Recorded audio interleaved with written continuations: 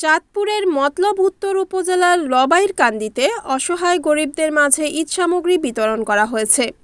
উপজেলার লবাইরকান্দি সমাজ কল্যাণ সংসদের উদ্যোগে ৬ নং লবাইরকান্দি সরকারি প্রাথমিক বিদ্যালয় মাঠে ঈদ সামগ্রী বিতরণ করা হয়েছে।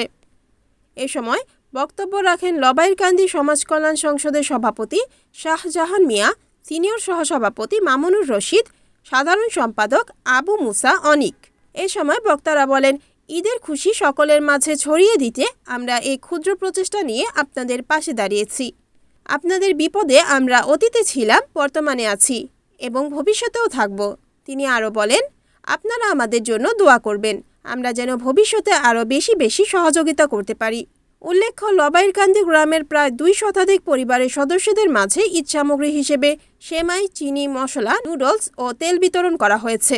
এ সময় উপস্থিত ছিলেন লবাইরকান্দি সমাজ কল্যাণ সংসদের সহসভাপতি সবুজ মিয়া, সাধারণ সম্পাদক আবু মোসা অনিক, যুগ্ম সাধারণ সম্পাদক শামাউন, সহসাংগঠনিক সম্পাদক হেলাল, কোষাধ্যক্ষ খায়রুল আলম, কার্যকরী সদস্য কামরুল, ইমরান, শাহাদাত সোহেল, সাকিব, নূর মুহাম্মদ, তুহিন, রেওয়াজ আলী প্রমুখ। কার্যক্রম শুরু করেছি, সেটা হচ্ছে ঈদ সামগ্রী কার্যক্রম 2025-2026।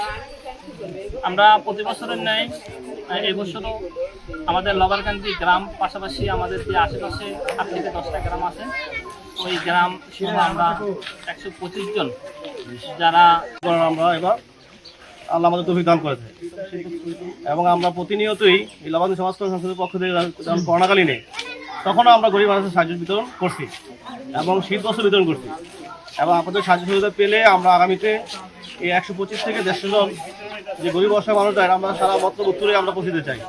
এবার মোটামুটি আমরা দুর্গাপুর ইউনিয়নে অনেক গ্রামই আমরা পৌরসভা সহ আমরা দিয়েছি। আশা করি প্রবাসী ভাইদের এবং আমাদের আশেপাশে যে ভাইরা আমরা ক্ষুদ্র থেকে শুরু করে বৃহত্তম আকারে এখন দাঁড়িয়েছি।